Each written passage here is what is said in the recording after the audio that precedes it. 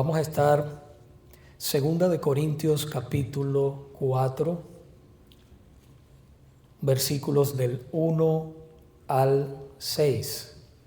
Segunda de Corintios capítulo 4, versículos del 1 al 6. Y estos versículos, hermanos, que vamos a estudiar hoy, son una continuación del tema ministros de un nuevo pacto. Básicamente nos enseñan que nuestra labor como cristianos no depende de nuestras fuerzas, sino de la misericordia de Dios. Y que nuestra meta es reflejar la gloria de Dios en un mundo cegado por el pecado. Segunda de Corintios capítulo 4, versículos del 1 al 6. Así nos dice el Señor en esta tarde. Por lo cual, teniendo nosotros este ministerio según la misericordia que hemos recibido, no desmayamos. Antes bien, renunciamos a lo oculto y vergonzoso, no andando con astucia, ni adulterando la palabra de Dios, sino por la manifestación de la verdad, recomendándonos a toda conciencia humana delante de Dios. Pero si nuestro evangelio está encubierto, entre los que se pierden está encubierto, en los cuales el Dios de este siglo cegó el entendimiento de los incrédulos para que no les resplandezca la luz del evangelio de la gloria de Cristo, el cual es la imagen de Dios. Porque no nos predicamos a nosotros mismos, sino a Jesucristo como Señor y a nosotros como siervos por amor de Jesús. Porque Dios, que mandó que de las tinieblas resplandeciese la luz, es el que resplandeció en nuestros corazones para iluminación del conocimiento de la gloria de Dios en la faz de Jesucristo. Oremos. Señor, gracias por tu palabra. Pedimos que prepares la tierra de nuestros corazones para que tú siembres la semilla y que tú la hagas germinar y que tú toques vida, Señor, profundamente, tanto las nuestras como de aquellos que nos visitan. Te lo pedimos, Padre, en el nombre de Jesús. Amén. Si algo, hermanos, enfrentó el apóstol Pablo fue sufrimiento por el ministerio en el cual él servía a Dios y a su iglesia. Un evangelio sin cruz y sin negarse a sí mismo no es el verdadero evangelio. Un evangelio, repito, sin cruz y sin negarse a sí mismo no es un verdadero evangelio. El mismo Pablo nos da un resumen de sus sufrimientos por causa de Cristo. Y lo hizo por causa de algunos de la iglesia de Corintio que rechazaban a Pablo. Pero aceptaban, hermanos, las mentiras de los falsos maestros infiltrados en la iglesia. Pablo sufrió grandemente por la obra de Cristo. Él dijo: todo lo soporto por amor a los escogidos. Y en 2 de Corintios capítulo 11, versículos 23 al 28 nos dice: son ministros, hablando de los falsos maestros, ¿Son ministros de Cristo? Como si estuviera loco hablo. Yo más, en trabajos más abundante, en azotes sin número, en cárceles más, en peligros de muerte muchas veces. De los judíos 5 veces he recibido 40 azotes menos 1. 3 veces he sido azotado con varas, 1 vez apedreado, 3 veces he padecido naufragio.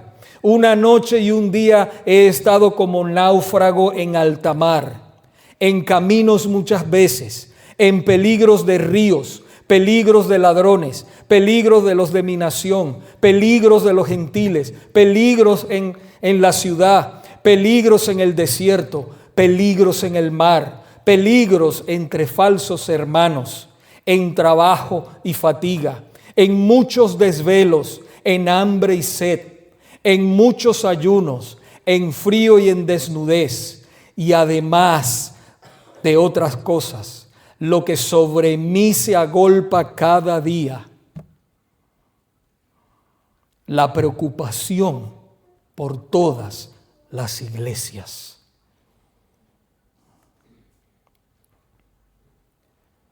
Iglesia de Dios, Pablo no se enorgullece en sus logros humanos, sino en sus sufrimientos por Cristo. Porque esos son la verdadera marca de un siervo o una sierva de Dios.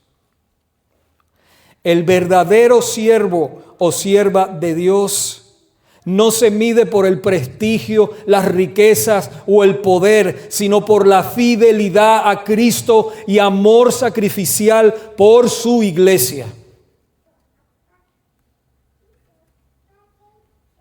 Esa es la marca de los verdaderos siervos de Dios. Hoy, hermanos, culminaremos con este poderoso tema acerca del ministerio del nuevo pacto en el cual vivimos. Y nos enfocaremos en 3 grandes verdades. Número 1, la perseverancia e integridad en el ministerio. Número 2, la ceguera espiritual del mundo. Y número 3, solo Dios puede abrirle el entendimiento a los incrédulos. Perseverancia e integridad en el ministerio. Vaya allí a su Biblia de nuevo. En 2 de Corintios capítulo 4 versículos 1 y 2. Si no tiene su Biblia va a estar en la pantalla. 2 de Corintios 4, 1 y 2, dice, por lo cual, teniendo nosotros este ministerio según la misericordia que hemos recibido, no desmayamos.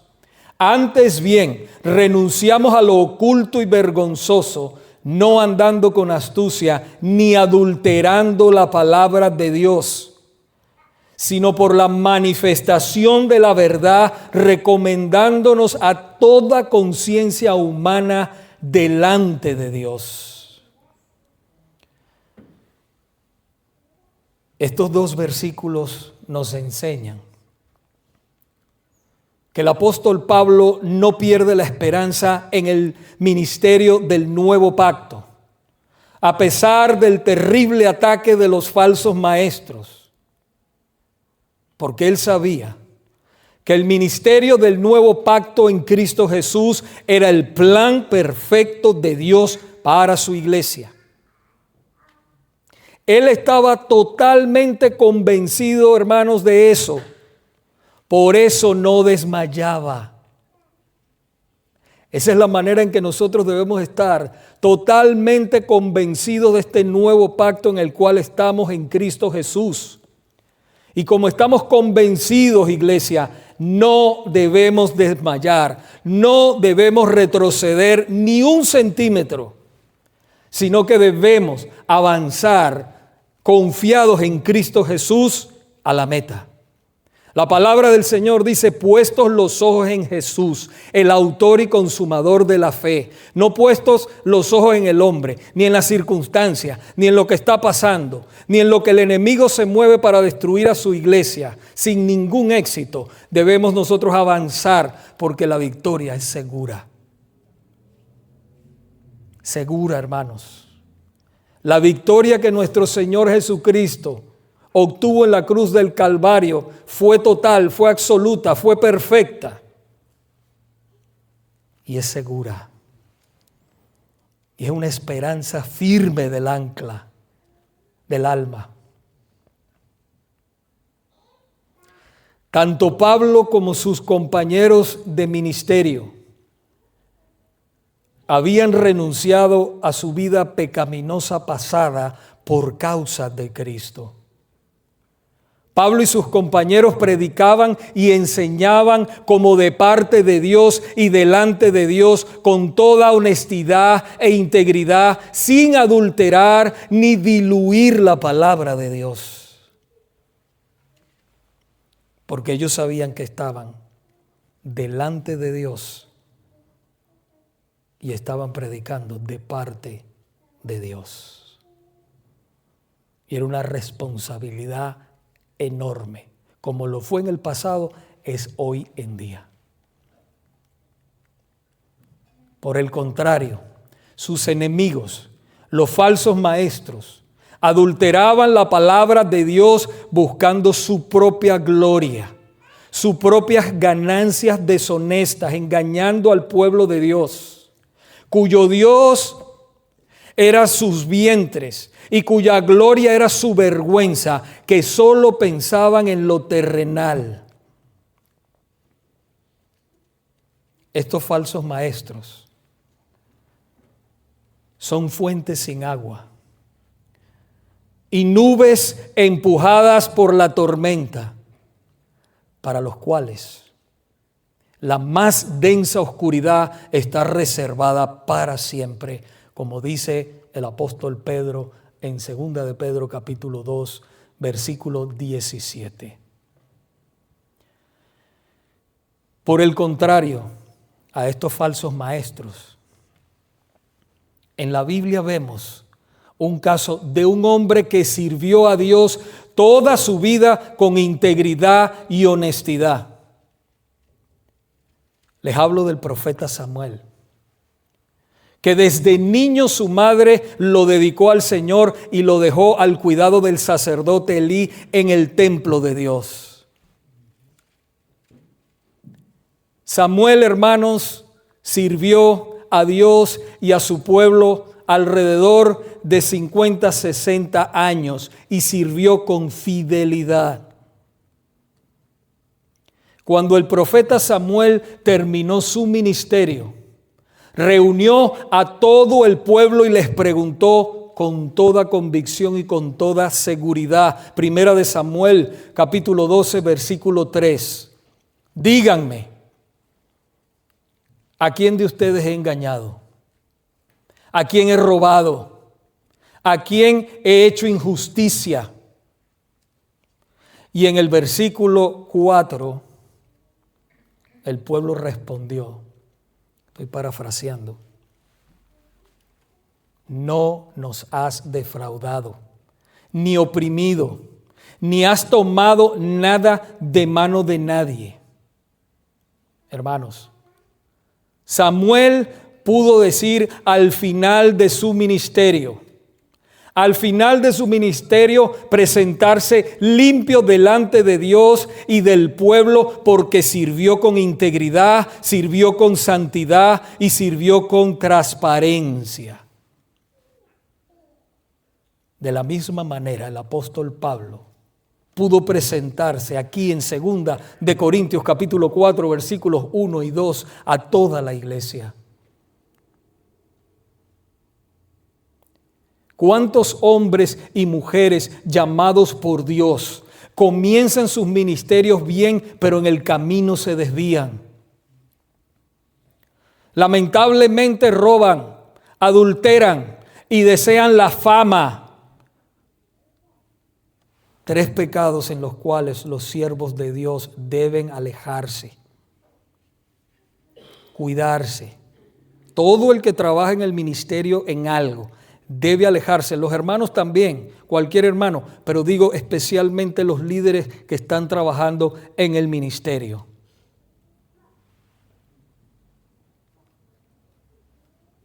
Debemos orar y pedir a Dios que nos mantengamos, hermanos, firmes y enfocados para terminar con honestidad, con santidad e integridad este servicio a Dios y a los santos.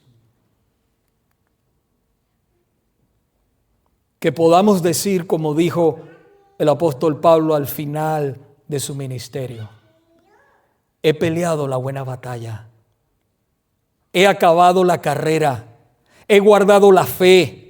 Por lo demás, me está guardada la corona de justicia, la cual me dará el Señor, juez justo, en aquel día, y no solo a mí, sino también a todos los que aman su venida.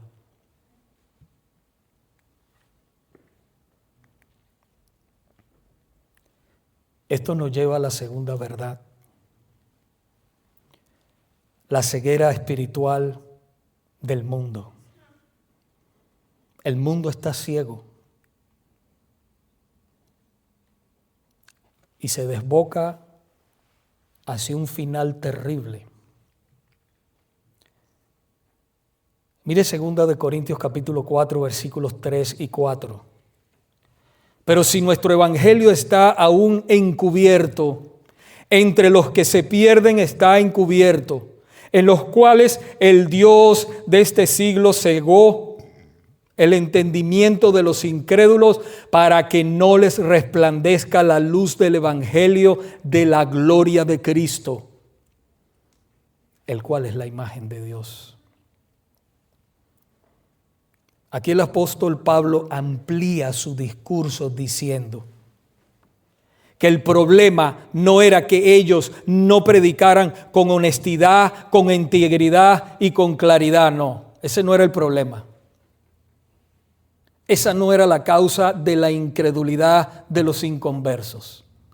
El problema de ellos, hermanos, era que Satanás, el Dios de este mundo o de este siglo, había cegado el entendimiento de ellos para que no se convirtieran a Cristo. Ahora, es verdad que Satanás hace todo lo posible para que los hombres y mujeres permanezcan en esa condición de perdición. Eso es verdad. Y que solo Dios puede abrirles el entendimiento para que vengan a Cristo. Pero al mismo tiempo, ellos son totalmente culpables cuando rechazan a Cristo.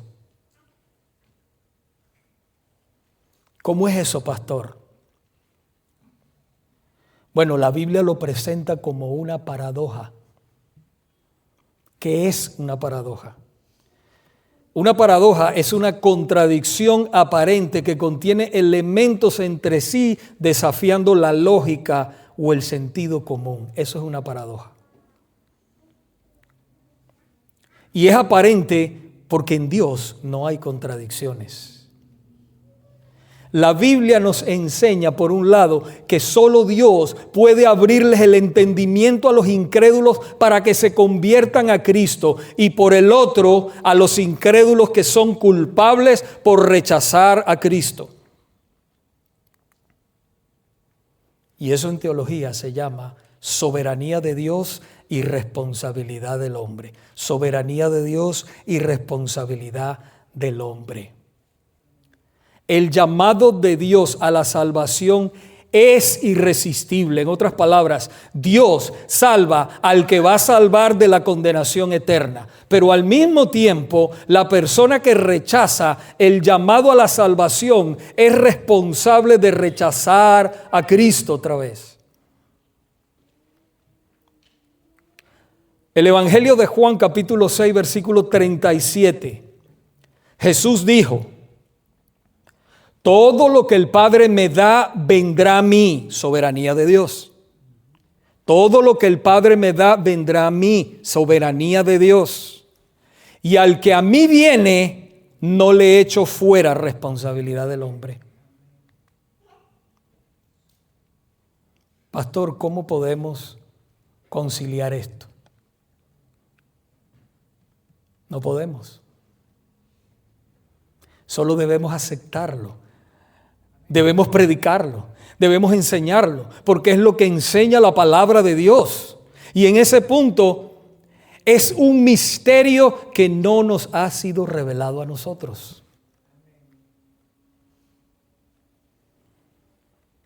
Sin embargo, debemos enfocarnos en la realidad de que Dios es poderoso y en su soberanía de salvar a muchos que están ciegos a las verdades del Evangelio.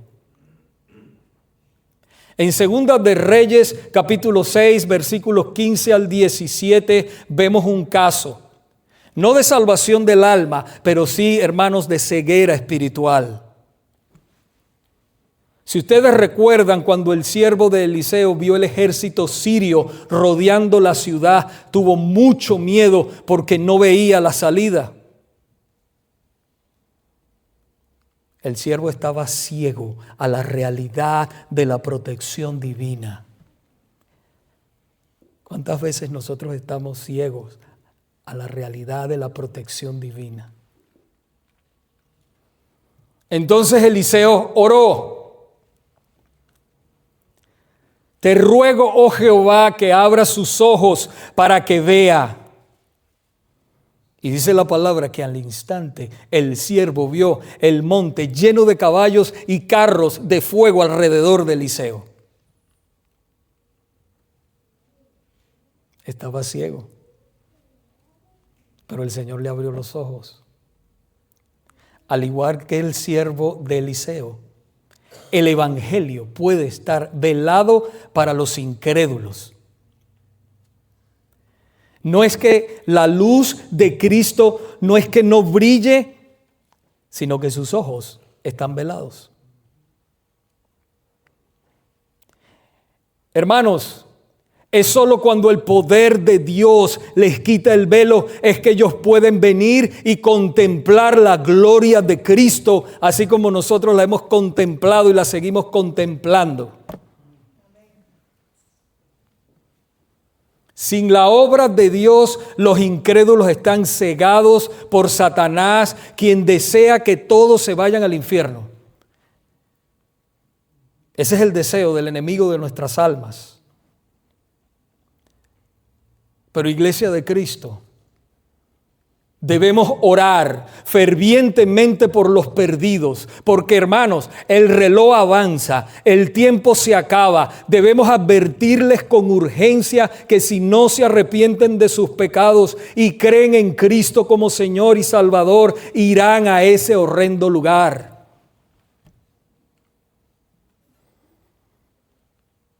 Debemos pedirle al Señor que ponga esa urgencia en nuestros corazones.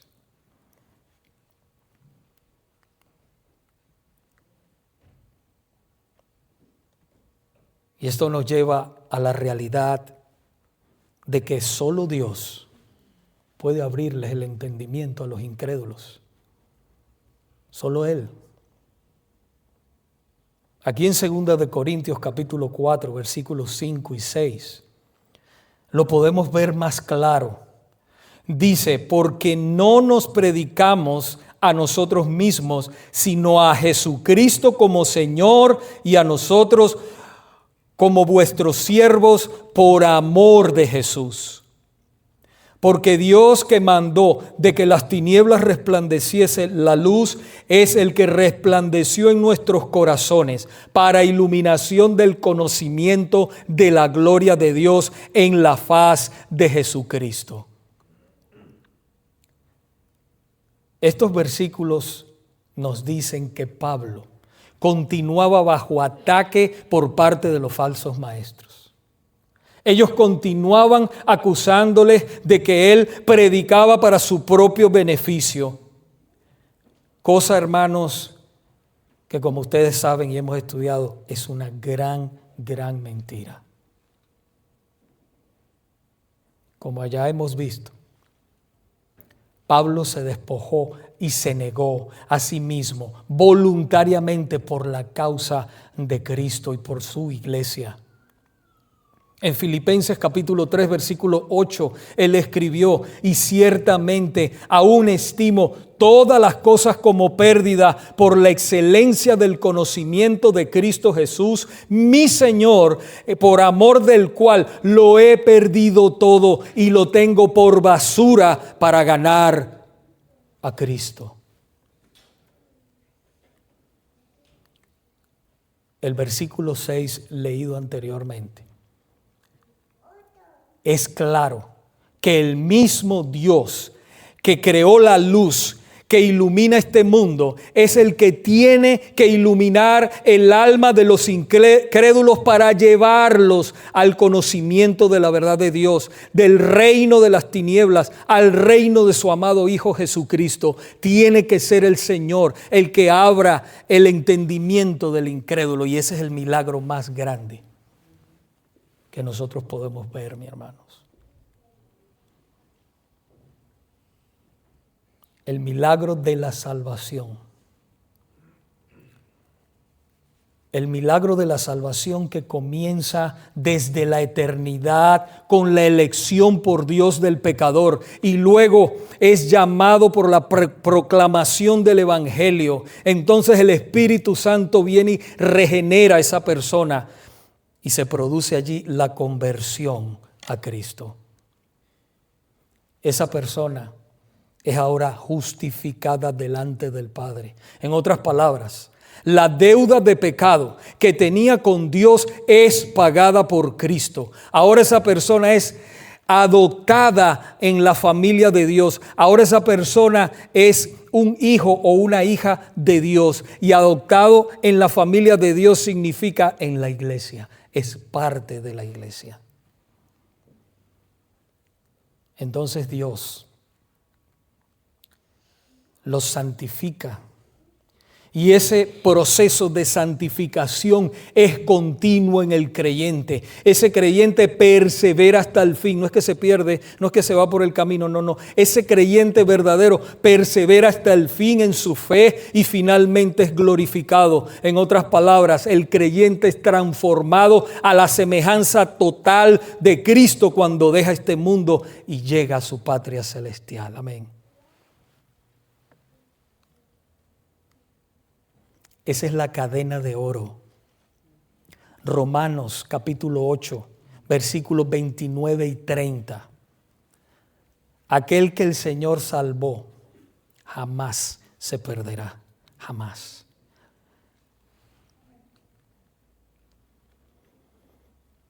Un ejemplo poderoso lo encontramos en el primer libro de la Biblia, cómo el Señor crea, regenera. Génesis capítulo 1, versículo 2 y 3 nos dice que la tierra estaba desordenada y vacía y las tinieblas estaban sobre la faz del abismo. Pero Dios habló y dijo: sea la luz, y fue la luz. De la misma manera el corazón del hombre sin Cristo está en tinieblas, está vacío, está sin rumbo. Por eso lo llena con tantas cosas de este mundo que le dan una satisfacción temporal. Al otro día tiene una sed más grande.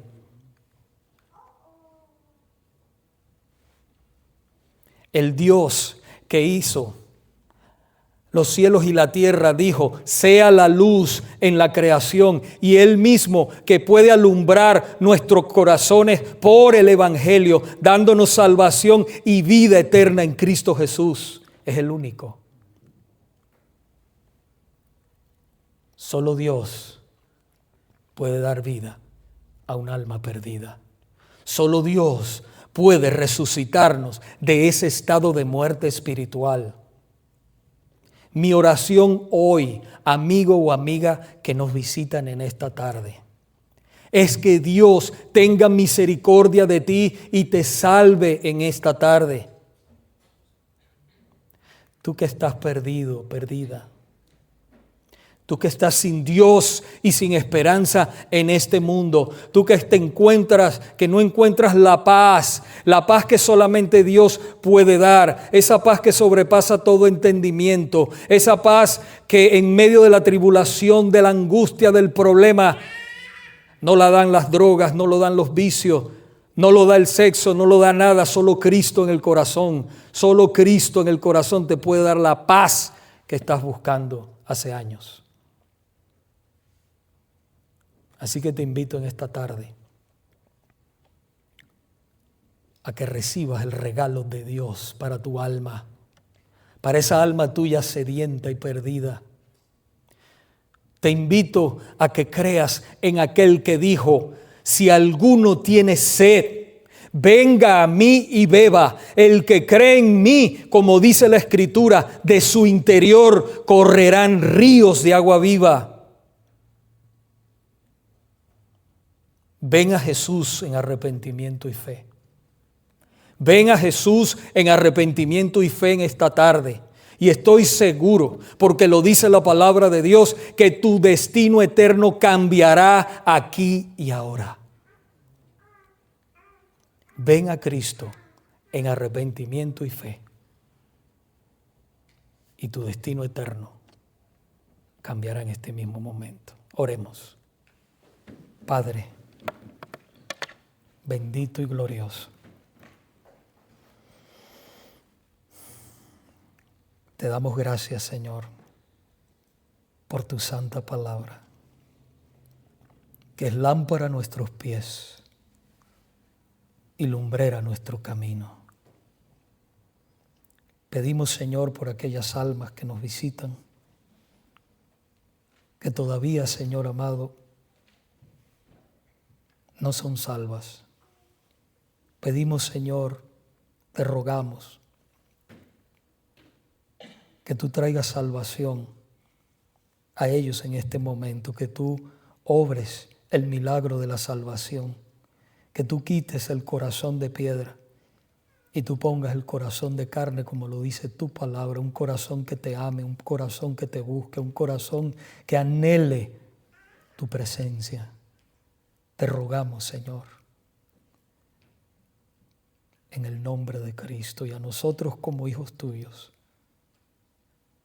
que nos fortalezcas como iglesia para seguir, Señor, predicando tu palabra, conscientes, Padre, de que hay un mundo que se pierde sin ti. Ayúdanos, Señor.